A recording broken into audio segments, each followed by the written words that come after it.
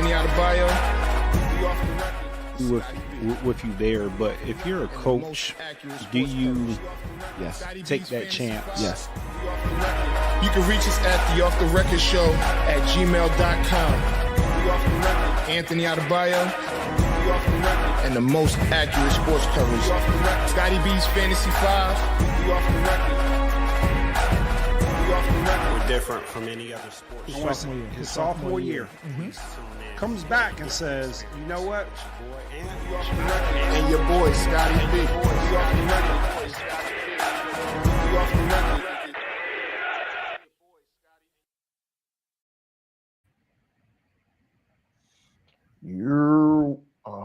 Let's just give him a second. Yeah. Give me a second. What's up, man? How you doing? I'm good, man. This is Off the Record. I'm Anthony Adebayo. Boy, Scotty B, man. What's good? I mean, it's a lot. It's a lot good, but we got a lot to talk about today. I mean, you said. I mean, I think that over the last week, it's been a lot of, I guess you could call it scandal, foolishness, sneaky, conniving, all of the above things happening, and some downright stupidity as well. We're gonna throw some stupidity in there. I got the feeling that this is gonna mostly be a college edition of Off the Record. So, I mean, where do you want to start? I mean, I know technically where you want to start, but I think that story, I don't know. Let's see. No, it's not. You know where we start. And it ain't even know, like, you can say what you want about the story. No one. I mean, well, because we've had conversations behind the scenes and things like that, but no one has really heard my point of view and things of that nature. In regards to Notre Dame being snubbed out of the playoffs. So I think we should start there. I think it's only right. I think we should start there. I know there's some people that have their personal feelings, but what I would tell people is to kind of like not necessarily stay out your feelings, and myself included. I think stay out your feelings and let's use some like common sense, and let's not. I mean, the jokes are gonna run, which is fine. The jokes can run, but let's be smart about this. Let's use our eyes and our brains and things of that nature, and go from there. So this is what I want you to do. Elaborate on why you feel Notre Dame got snubbed. Why do I feel that Notre Dame got snubbed? Yeah, because there's a lot of people that don't feel that way. I don't know anyone that doesn't feel like Notre Dame. Even the people that don't like Notre Dame said Notre Dame should be in there. But if you must know,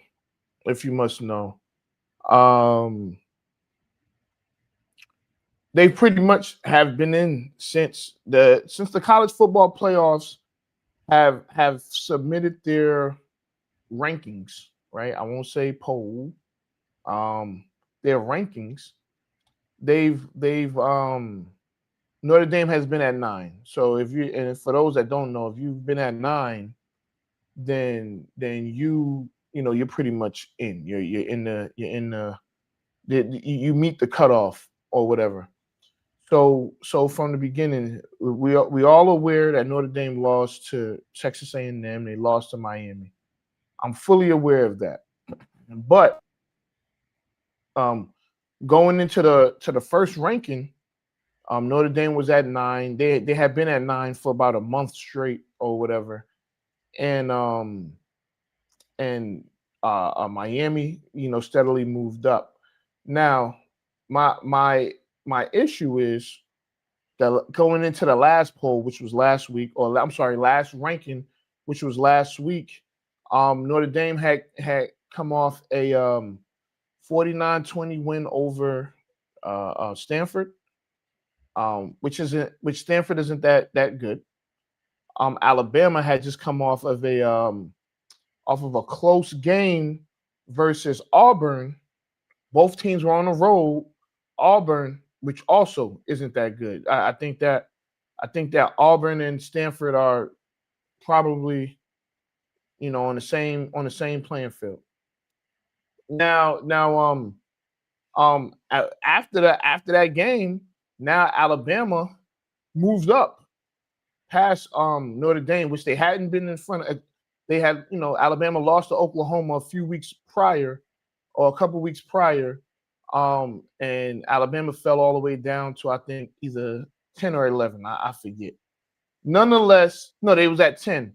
Nonetheless, after that, when they came through with that final ranking, they moved Alabama up to 9, moved Notre Dame down to 10 after a win. And again, we could go back. The committee has stated, listen, you need to win. You need to win with style, like have style points, be impressive, and all of those things. Everything that everything they asked Notre Dame to do, they did it. So after that, they moved Alabama up, and now at this point now, Alabama's at 9, Notre Dame's at 10, BYU's at 11, Miami's at 12, right? So in the grand scheme of things, you're thinking, well, as a Notre Dame, so someone for Notre Dame would say, all right, we need Alabama to lose, we need BYU to lose, right? To stay where we are or even move back up to 9. So Alabama gets blown out, BYU gets blown out. So in your head, you're thinking, oh, well, shoot, well, we're good. So now you get to Sunday. Mind you, Miami and Notre Dame did not play. You get to Sunday, and Ohio State lost their conference championship. They went from 1 to 2. I'm cool. UVA lost their conference championship. They went from 15 to 19. BYU loses their championship. They go from 11 to 13. Right? Alabama loses their championship. They stay at 9. So right there, we have a problem. Then again, Notre Dame, Miami did not play. I understand. Yes, Miami beat Notre Dame in week 1. They move up 2 spots ahead of Notre Dame. They've been behind Notre Dame for the last 6 weeks. There's a bit of a problem there. If and you can't really get mad at Miami. Miami and Notre Dame's resume was similar, but if nothing changed and the only thing that changed was teams losing, how does Notre Dame get moved down? So I'll say this, and thank you for outlining or painting the picture of what happened and explaining that. I think you explained that really well on why you feel like Notre Dame was snubbed. I think for me, and you're absolutely correct, right? You can't really be mad at Miami in this situation because they did have similar schedules, and their resumes for the season were basically identical, right? And so when you look at the head-to-head matchup, and I get it, they're 2 totally different teams from week 1. You have to get the edge to Miami. Where I feel like you have a good, No, go ahead. Where I feel that you have a good counter argument is more so why Alabama stays in and why everybody else didn't move down according to like the losses in their conference championship. I do feel everybody moved down except for Alabama. Right. And to me, that doesn't make any sense, right? The Miami getting in over Notre Dame, I can see that. And I'm kind of with that is, hey, they have similar schedules. When they played, similar strength of schedules. When they played, Miami won. That's why they get the edge. That makes sense. Now, to your point, Ohio State losing their conference championship, moving down one spot, that makes sense because it's a 1-2. They lost to the number 2 team, so it makes sense that they swap spots. On for Alabama not to move, but you said BYU. Somebody else dropped 4 spots too. UVA. They dropped 4 spots. BYU dropped quite a bit of spots. So Alabama, so in my mind, Alabama should have dropped as well. Now, what Notre Dame is saying, and I do believe this, and so Notre Dame has, I believe the ACC did a good job with a smear campaign of Notre Dame over the last couple weeks of football. I think that they really amped up the fact that Miami had beat them and that Miami was looking out while Notre Dame was in, and that didn't make a lot of sense, right? So I do agree that it may have been something there, but I disagree with them not wanting to go to the bowl game. We'll get to that in a second. I don't. Why? So real quick, what is being left out is that Miami did lose, because as the season goes on, we know you're either going to get better or you're going to get worse. Miami did lose to 2 unranked teams. They lost to 2 unranked teams. Alabama, yes, I know Alabama did beat Georgia, but they also lost to a Florida State team who, they ended up being one of the worst teams in the ACC, right? So I think those things need to be counted as well as part of your resume. You lost to 2 unranked teams. So yes, you did beat Notre Dame, but you lost to 2 unranked teams in the middle of the season. But I still think when you look at Notre Dame's resume throughout the season, and you look at Miami's resume, and you put them side by side, they're very similar. And the edge, you have to give it to them. It's a head-to-head matchup. You know what I mean? Like if I play you, it doesn't matter if I play you week 1. So my question is this. Okay, I'm glad he said this. Hold on, stop right here. He said we're not judging nobody on a week 1 loss. Then why is Notre Dame being judged on the? And I know you're gonna say, because it was a head-to-head. Miami lost 2 games in the middle of this past season, so you can't have it both ways, right? You can't say we're not going to judge based off of a week 1 loss, but then judge another team off of a week 1 loss. And if that was, I never said that. I know. I'm just going by because that's what people have been doing. They're using the Miami loss, but not using the Florida State loss. Then the other thing is, yes, Miami lost to two unranked teams, but they also say an eye test. Alabama has been playing some really bad football the last month of the season. They've been playing some bad football the last month of the season. Alabama also has 3 losses, right? So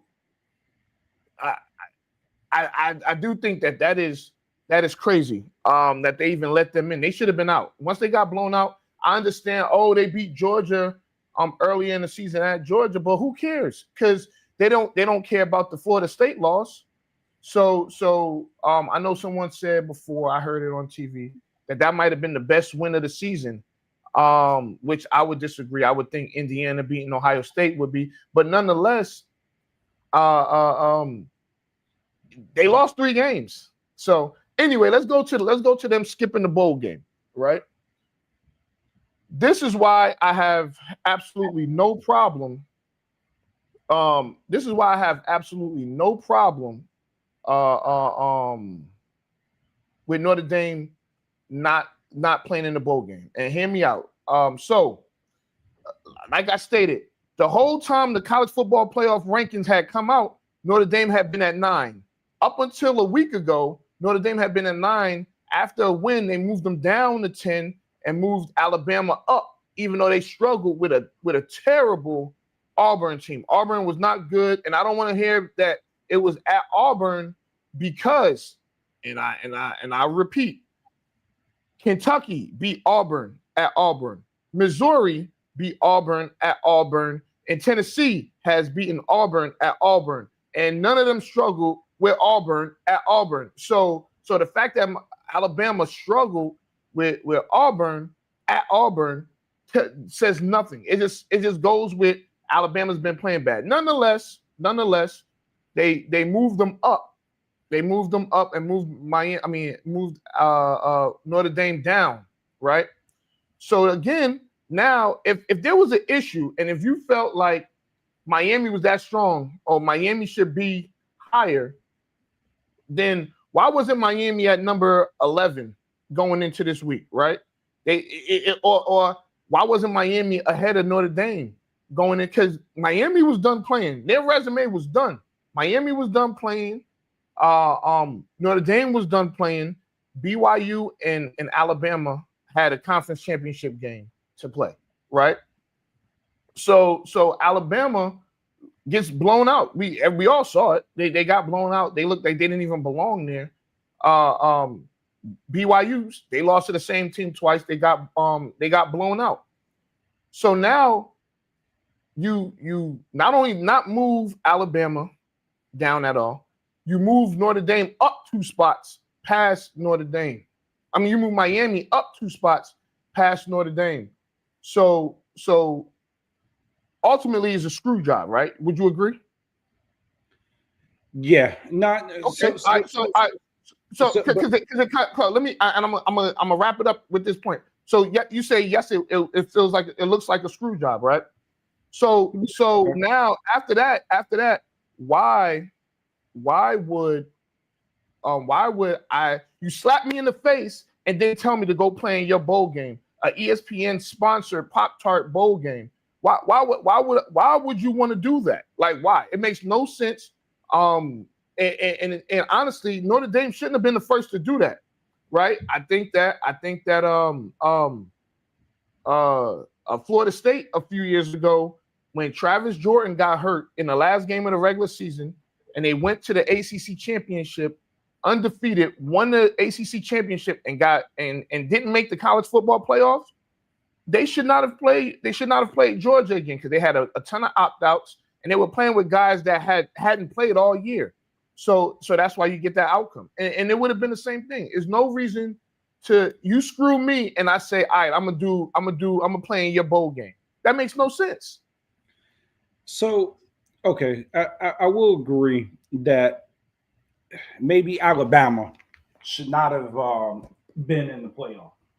Right. So we can kind of agree there. But let's be real. More teams want to see Alabama there than Notre Dame. That's a lie.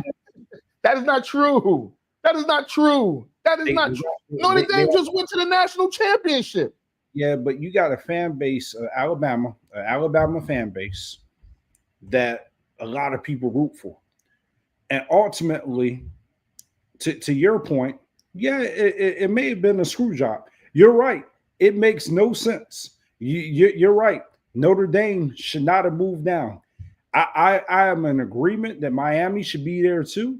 And yes, it does look a little bit strange that Alabama is still there. But the reality is more people want to see Alabama in the college playoffs. It doesn't. I don't know, but I don't necessarily agree with that, Scott.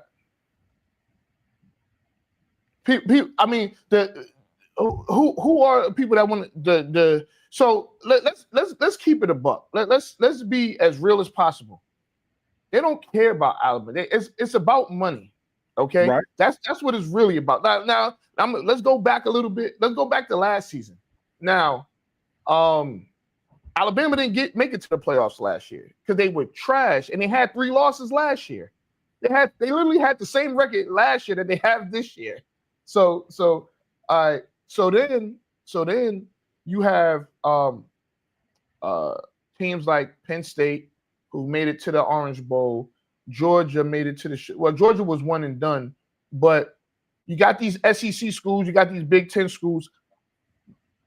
Some people that if you don't know that your conference gets $4 million every round for every team. I mean, for every round that your school is in there, right? So if you go to the first round of the playoffs, then you got the second, then you got the third, then you got the fourth place game. And I think but the championship game you get $8 million, right? So it's a total of $20 million, right? Notre Dame played 4 games in the playoffs last year, and that's $20 million that ended up going to Notre Dame. They don't have a conference that they're in for football, so that went to wherever it went to. It went to Notre Dame. Now Ohio State, same thing.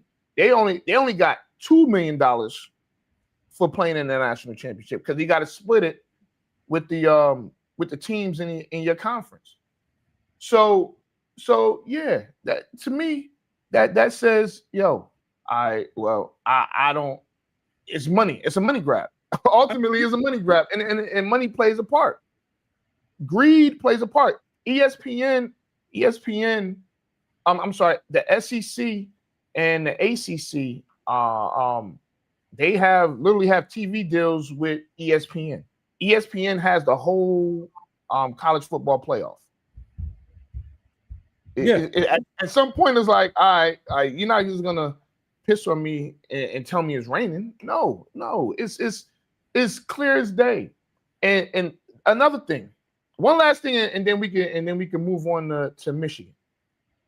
Another thing, you have somebody that's the head of the head of the committee of the playoff committee, the selection committee. Who the head of the selection committee is the AD of Arkansas. Ironically, SEC school, but Arkansas played Notre Dame this year. And I know what people are gonna say. Arkansas sucks. Scott, I want to run something by you real quick. So Arkansas got their doors blown off by Notre Dame, right? They lost 56-13, right? But I'm gonna tell you who else Arkansas played. You ready? Yeah. They played give me 1 second. Ole Miss. And when they played Ole Miss, the score was 41-35. 6-point loss. Game could have went either way. They played Tennessee at Tennessee. They lost by 3, 34-31. Tennessee was a team on the bubble of making the playoffs. They played Texas A&M. And at the time they played Texas A&M, Texas A&M was the number 2 team in the country. It was a home game, mind you. The final score was 45-42. Okay? They played Auburn. Remember that Auburn team that's not that good? They played Auburn at home, and they lost 33-24. They played Mississippi State. They played LSU, lost by 1. And they played Missouri, lost by 14. Ultimately, what I'm saying is, this same team that Notre Dame blew the doors off had close games with teams that were either playoff teams or fringe playoff teams. You see what I'm saying? And it wasn't even close. So don't, when you start talking about schedules and strength of schedule, dive a little deeper and see what these teams, how these teams are playing some playoff teams. See how they play against the playoff teams. See how they play against common opponents, and you'll get your answer there. Well, all being said, look, agree with you that they may have been snubbed. Don't agree that they shouldn't have went that they're not going to go to the bowl game. But we got bigger fish to fry. Definitely. Let's talk Michigan football, man. This has been a rough go for our guy or your guy, right? So if you guys don't know, it was our guy. right now, I don't know what he is. Man, yo, so everybody knows about Coach Moore. Pretty much was fired from Michigan. Mhm. Now, me and Anthony, both Michigan fans, we've been really had some heated debates on this show about regarding whether or not this guy should have a job, should he have had an opportunity. And so when I first saw that he had got fired, it just hit me out of nowhere, right? So I was like, dang, they fired him because that Ohio State loss. And all season, it had been rumblings in the Michigan base, right? And a lot of the rumblings were most people weren't sold yet on him. I Right. do believe throughout the season, most people started to say, okay, 9-3, we can live with it. We have a quarterback of the future. This guy seems like he could develop the quarterback. We'll get some receivers. The receivers grew up during the season. We've got a really good running game. We had 3 good backs this year. Pretty solid defense. Program's heading in the right direction. Maybe we should give this guy an opportunity. And out of nowhere, he gets fired. So we dig a little bit deeper into the story. We come to realize that he was fired for just cause. He was, well, they said there was 2 investigations conducted that he was having an inappropriate relationship with his I don't want to call her a personal assistant, but I'll say her. Just a staffer. Yeah, his staffer, his executive assistant. So he gets fired for that. He's married, has 4 total kids, 3 kids with the wife that he's with currently, and pretty much they voided. He's got $12 million on a 5-year contract left. Michigan's off the hook for not paying them. So I know we sat there and we talked about that. We said, man, boy, did he fumbled it back. Fast forward to today, as the world is finding out that he had an inappropriate relationship, we learn that he's got assault charges or pending possibly assault charges, a threat to kill himself and to kill the young woman that he's been having an affair with, and was taken into custody and won't see court until tomorrow. So we went from, all right, the guy made a mistake. Maybe he sits a year out of football. Maybe he goes to the NFL. Right. To now, I don't know where he goes from here. What were your thoughts when you heard the story, and what are your thoughts now? Well, so initially, when he got fired, I was like, I don't want to hear Scott's mouth because I already know Scott. We had a full-blown argument last year. I mean, you would have thought that we hated each other. It was off of, because Michigan was coming off of a they were coming off of a national championship, but when he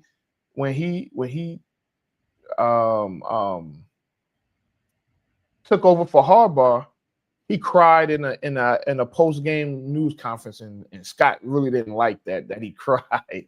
So he called him soft and all of these other things. So anyway, fast forward to today. Initially, I thought like that may have been validated. That may have been validated. He might be. Well, we don't know. We don't know. I mean, mental health is real. But I'll say this. Initially, I thought it was, when I first heard, I was like, there's no way he got fired because of football. It just seemed a little weird. But I think that now, where he goes, I mean, he has to let the process play out. I think we do need to hear his side of the story. Just because at this point, I want to be entertained and hear what his side of the story is, because right now, in the court of public opinion, he's guilty as hell. There's nothing that he can say and do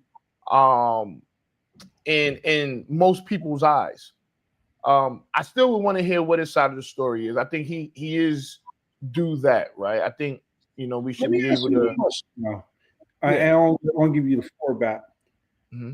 I do feel like that had he not done the second part of the situation, most people would have been like, you know what, we really have to hear his side of the story. Yeah. Do you think his actions yesterday made him look more guilty? Yeah. But I want to know what type of assault. So is the assault is him pulling the knife out when he's having an argument with his wife, saying he was going to kill himself. Well, he threatens the young lady that he would kill him and her. Broke into her house. And I'm gonna say allegedly with all of this, because for all we know, she could have opened the door and he walked in and she said, "Get out," and he said no. You know what I'm saying? So I allegedly. So I think things have to play out. It's gonna be pretty interesting.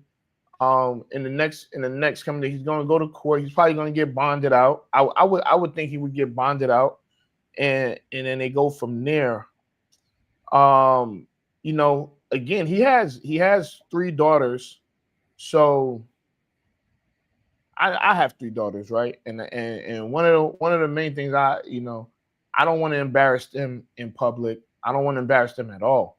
So this is super embarrassing for his family, right? I mean, and the girls are super. They're pretty much babies. And I think people. I ain't gonna say they gotta ease up on them, but I think that is normally fair to hear both sides of the story before we start to judge or place blame and do those sorts of things, right? So when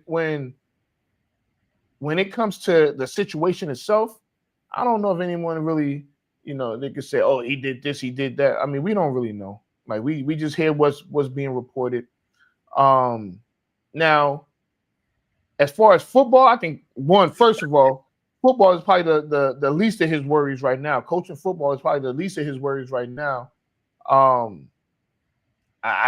guess the main thing is getting out of jail and going from there. But one thing I can tell you, he was the first black head coach in Michigan football history. And talk about fumbling the bag. One of the first things we learned going to college and even in high school is that women can really can knock you off focus, right?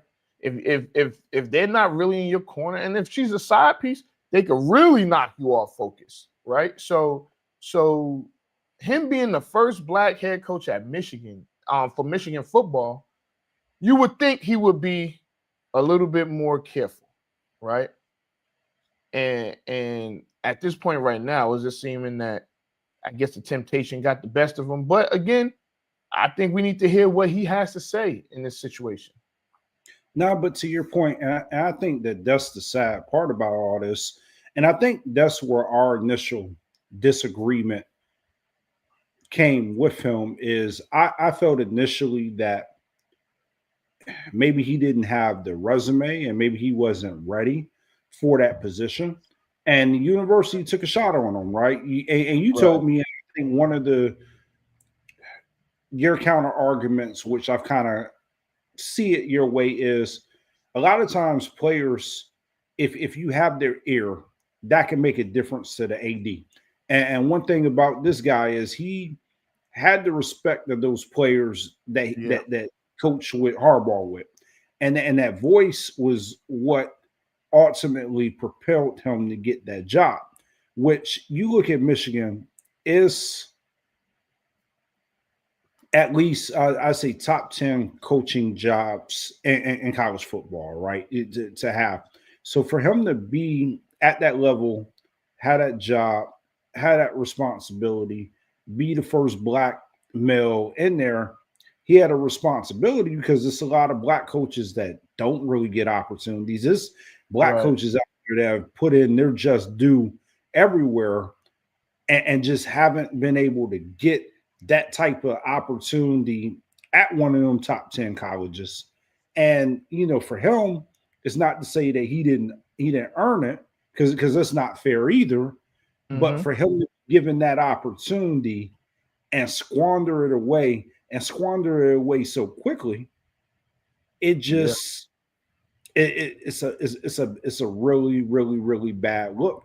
And I want to tell you too, we've seen worse in college. Now, I'm not going to run down scenarios, but there's been some stories that I've heard from top level coaches that they've got found themselves in some pretty bad situations. For the university to cover up, or not cover up, but basically cut ties with you, Mhm. there had to be some damning, overwhelming evidence. I mean, because you got to Yeah. think, he's 9-3, he's on his way. An inappropriate relationship. I'm sorry, and we'll get more details. But there's been a lot of coaches that have had inappropriate relationships. Like he's not the first. Yeah. He's not the first one to have an inappropriate relationship. So for them to say, you know what, we need to cut our bait with this guy, there's something else we don't know. I think so a few weeks ago, there was someone that said that he said, look, this guy, this guy was doing some inappropriate things and is gonna get fired. So I don't know if he was holding that over Moore's head. But now it's like, damn, what there's something else I agree. There's more to be uncovered. I highly doubt that this is the end of it, or this is the last we're gonna hear about about this whole situation. I think that there's I don't know, man. I it's going I it's mean, going so think about it this way, right? And this is what I've been thinking about. It's an inappropriate relationship. You got right. a coach that's ascending. He's 9-3. If it's no harm, no foul, most ADs, and I'm just assuming, would have Mm-hmm. said, "Hey, this is what I caught wind of. We had an investigation. End it." Right? You know what I mean? End Yeah. it. Yeah. No Yeah. harm, no foul. Let's walk away. You can continue to coach, and it goes away. And it would have been buried in the skeletons of that coaching staff and that organization. The assistant that blew the whistle and told everything, and whoever, they would have figured out how to give them a soft landing spot to where, hey, we're going to Mm-hmm. pay you for the season. Maybe you go away from the team, and But we'll shut make up. sure that, yeah, we will make sure you get compensated. You're talking about a huge, huge, huge program like Michigan. And And let's go ahead. I'm sorry. no, but I mean, I want to just make this quick. They've probably covered up a lot of stuff in the past. Those big schools, this isn't their first time with this, from alcohol problems, drug problems, inappropriate relationships. I'm sure they've had to cover up a lot of coaches' dirty tracks. And if you can coach and you win, typically they will cover up those things, right? Yeah. Yeah. And you got to think, they just had to deal with the Harbaugh stuff with the cheating, or I won't say cheating, but the with the videotaping and all of these things with Harbaugh before he left. So right now, Michigan is in a real sensitive spot right now. And if we're being honest, their last two head coaches who didn't do bad jobs have let the program down, have let the school down, and it's probably gonna take um it's probably gonna take a strong-minded head coach from not necessarily Michigan, but maybe somewhere in the area that's from like the Ohio, Michigan area, maybe even Pennsylvania, that that probably can try and steer this ship. It's gonna take someone strong minded, and they're gonna have to have like backing behind them, because right now everything with Michigan is pretty negative. Oh yeah, it wouldn't And be nobody from the Harbaughs. Like Harbaugh's tree, like they'll no. distance themselves from that whole group. But I'll say this one last point: with Harbaugh, he started winning, so Yeah. it's pretty coincidental that they. I'm not going to say they turned the blind eye, but once he started winning, they started protecting him at all costs. So I guess where Yeah. I'm going with this Sharon Moore situation is something else that is going to be uncovered to draw it together to where it's like, okay, this is why they fired. Yeah. Now, I don't know. I haven't seen this anywhere. I've just heard it, and I don't know how true it is. There's speculation that the girl may have been pregnant. That's I heard about that as well. Now that's crazy, and like I said, I haven't seen that anywhere. It's just people have just keep saying it. I can't find it on the internet, but apparently that's what it is. They said that he ordered he DoorDashed. This is I heard this and I started laughing. They said that he he DoorDashed a Plan B to his office, and the I guess the DoorDash driver told somebody in upper management about him getting ordering a Plan B. That's I laughed because I was like, come on, man, come on. Come on, yeah. And then he took the Plan B to the girl's house and ultimately say, take the Plan B, or I'm gonna kill you and I'm gonna kill myself. And I said, wait, hold on. Scott might have been on. Wait a minute, I'm gonna tell you something right now. I'm gonna tell y'all something right now. Ain't no way in the world I'm killing myself. And I ain't trying to laugh at that, but I'm not killing myself because Becky got pregnant and I was irresponsible. It's no. I will take my punishment the way I have to take my punishment, but I ain't going out like no sucker and gonna like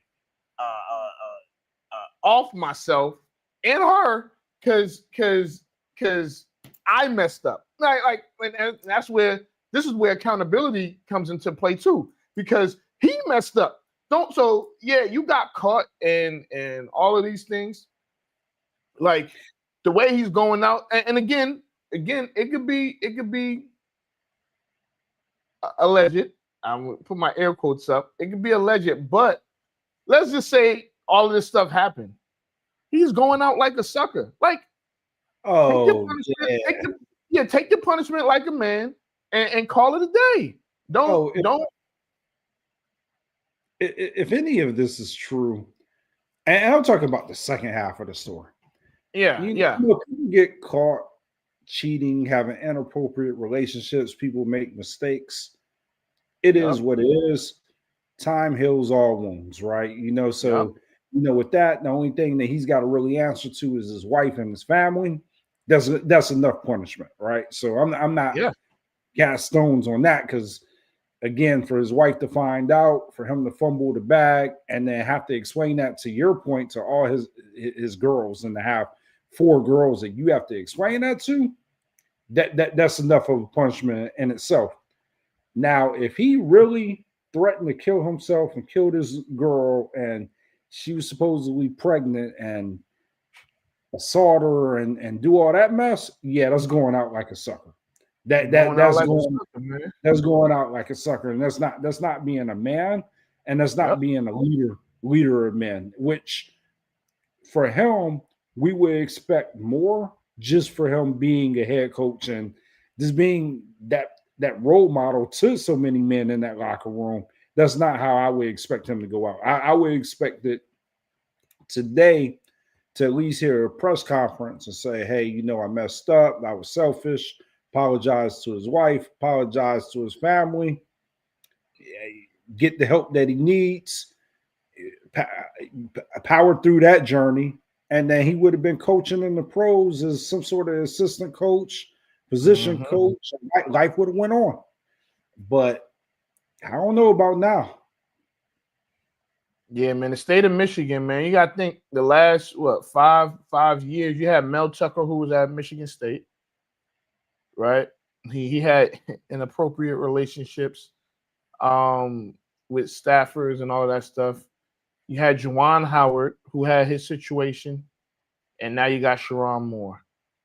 Dog, they're like, I don't know. I don't want to make it a race thing, but we listen. We know as black men that some like the rules don't apply the same to us as they would to other people. It's as much as people don't want to admit, it's the truth. It is what it is. Like the rules are different.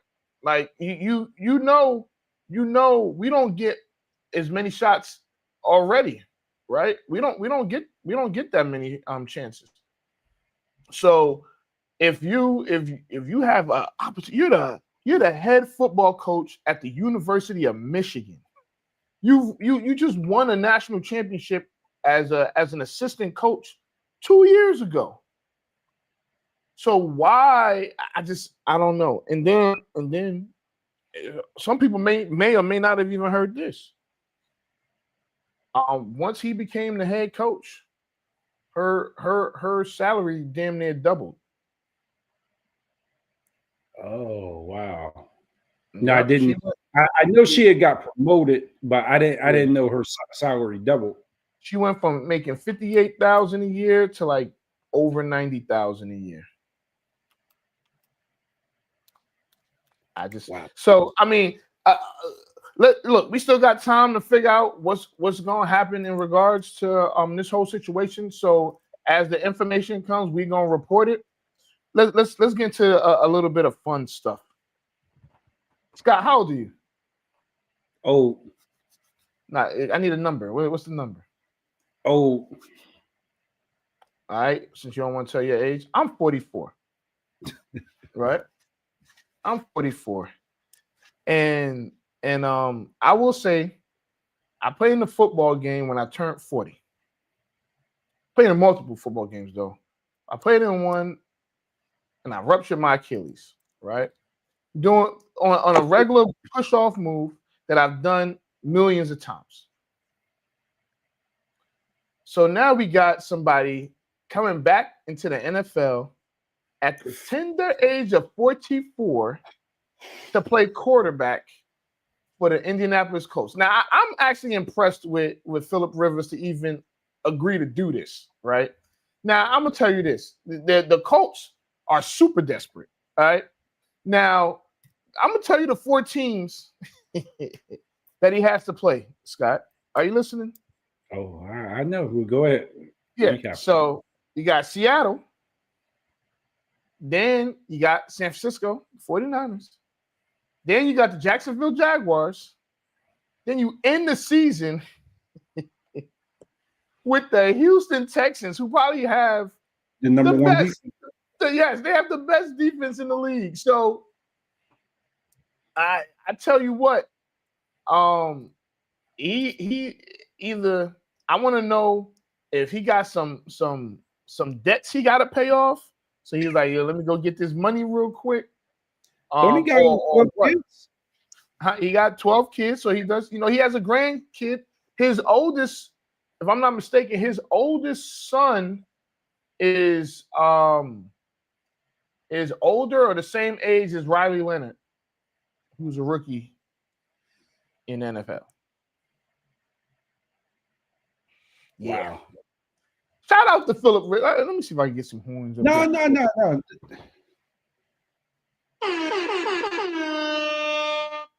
So it's very unlikely that he is going to beat Seattle, but I'm rooting for him. I hope that he's able to go up to Seattle and win. Very, very, very, very, very highly unlikely. Highly unlikely he wins any of those games. But it is dope that he was able to get that opportunity. And I mean, just to be able to still have that level of arm strength to where you could throw the football at the level that you have to play in the NFL, that's impressive at the age. So I'm more curious to see Does he how make it he's past? Does he make it past game one? He's going to be sore as hell on Monday. yeah. He's gonna be sore, but maybe his muscle memory. Maybe he's gonna get out there. And I mean, the last time I saw Phillip Rivers, I was very underwhelmed when he was with the Colts before. Well, he Right? took them So, to the playoffs, though. yeah, but I still was like underwhelmed to where I felt like it might have been time. And then, so for him to come back, and like I said, they say him and Shane Steichen are in the they have a pretty good friendship. He's helping a friend out, and I don't know, man. So let me ask you this: Joe Burrow, Okay, your guy, it's my guy. your guy, Yep. said that it's not fun playing football anymore, and What, there in was a lot. Cincinnati? Yeah, there was a lot of speculation that this could feel like either Andrew Luck or Carson Palmer. I saw that. Carson Palmer, in the sense that is he really just trying to get out of Cincinnati because they failed to give him the suitable offensive line? He is the most hit quarterback since coming into the league. Yeah. Or is he going to take the Andrew Luck approach to where, you know what, I'm out. I've made enough money. Not as concerned with whether or not I'm going to be a Hall of Famer. I'm going to walk away and keep my health. Or do you think we're making a big deal out of nothing?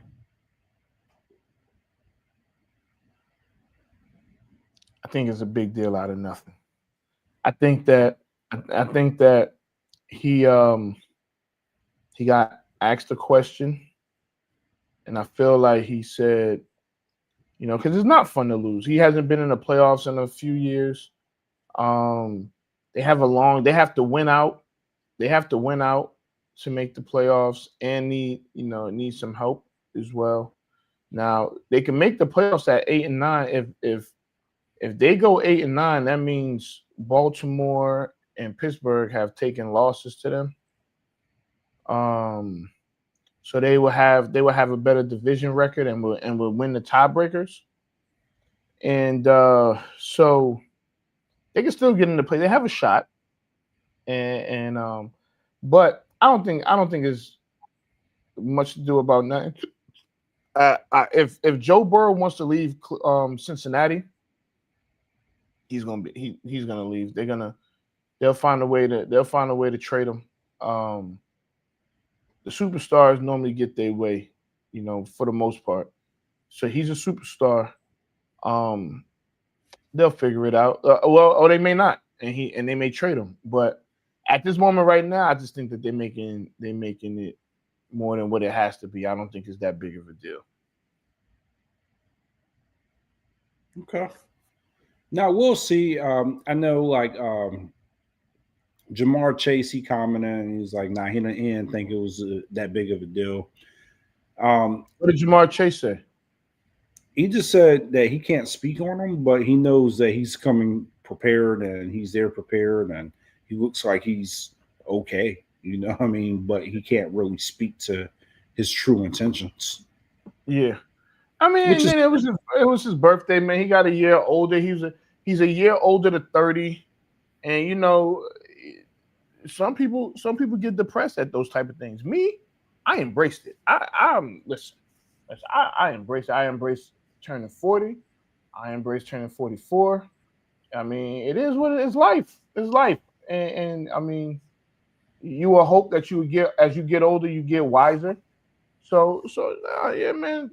Joe Burrow, he was just a little frustrated. He getting closer to 30, man. So 30s was one of the most was one of my favorite decades. Right. So it is what it is. But it was something else I wanted to tell you. Talk to you about. Shoot, it's cool. We could talk about it next week. It was something that we talked about and we said we were going to talk about, and I'm drawing a blank because we missed out on something, Scott. I hate this, but since we missed out on that, we could talk about this. This weekend is a Celebration Bowl in Atlanta. Off the record, we'll be covering the Celebration Bowl. Is going to be a good time. South Carolina State is playing Prairie View. Is Prairie View at A&M? I can't remember, but they're playing Prairie View. And there's also the Band of the Year. Now I'm a little disappointed because Virginia State won't be there, even though they're the top band in Division II. I'm just like, come on, man. But I can understand. Hold on one second. Yeah, that was funny. It was funny. Right. All right, listen. I got a secret. Hey, Scott, you know what? I got a secret. All right, y'all hear me out. I tell y'all I forget stuff, but I be knowing. I just don't like. I don't have the time to do it sometimes, so I'll be like, "Oh shoot, I forgot." I'm kidding. I forget. I forget sometimes. As it is what it is. But back to what I was saying. So we'll be covering the actual band of the band of the year, and the Celebration Bowl. I think it's gonna be pretty good. I think it's a good opportunity for us to like expand, and you haven't personally covered a lot of games. I do it all the time. I just enjoy going to games and stuff like that. Being on the road, I like to watch the game right here on my. It is a different experience. And this is the start of bowl season, and I do enjoy that the HBCUs kick off bowl season. So I think that's gonna be really good. We got a lot of work to do, but if you ain't working, you ain't eating. So yeah, definitely got an early morning, so get packed, be at the crib at 4, and let's go. 4. 4. 4. God, man. God. I already know what's gonna happen, man. I'm gonna call you at 4. You be like, yeah, Nah, I'm gonna beat it. No. Because last time we had to get an early flight. And we was driving. Matter of fact, we flew out of different airports. I forgot where we were going, but we flew out of different airports. I got up. I got to Scott's house on time. Got him to the airport because Scott don't got TSA pre-check. He don't listen, y'all. Hey, y'all get up. Listen.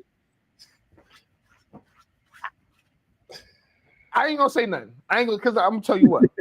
You gonna get to that airport, and I'm gonna just watch. I'm gonna wear my meta glasses. I'm gonna record Scott walking the general population to go to go through security, as I just walk past, hit the little button. They do facial recognition. I don't even talk to the TSA agent no more. So yeah. I do need to quit bull crapping and go to the TSA place and get my TSA pre-check. Yeah, and I think you can do it at the airport. Actually, you can do it at the airport, but I keep bull crapping that every time I get to the airport. I'm like, dang, I should have listened to Ant as I'm chilling in the general population, taking my shoes off. Yeah, I don't even remember the last time I took my shoes off at the airport. Yeah. Nah, man. It's real, man. But nah, damn, 4:00. Woo.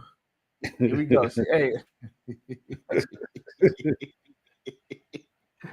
Hey, Toya, we about to battle. Hey, you know what? I ain't even gonna say nothing, man. But I think we done here, Scott. I think we done here. This show got to go on. You know, yeah, man. This Off the Record. I'm Anthony Adebayo. Boy, Scotty B. We out. Oops. Anthony Adebayo. You look like you might have to force it, man. With you there, but if you're a coach, do you take that chance? Yes. You can reach us at the Off the Record Show at gmail.com. Anthony Adebayo and the most accurate sports coverage. Scotty B's Fantasy 5. We're different from any other sport. His sophomore year. Comes back and says, you know what? And your boy, Scotty B.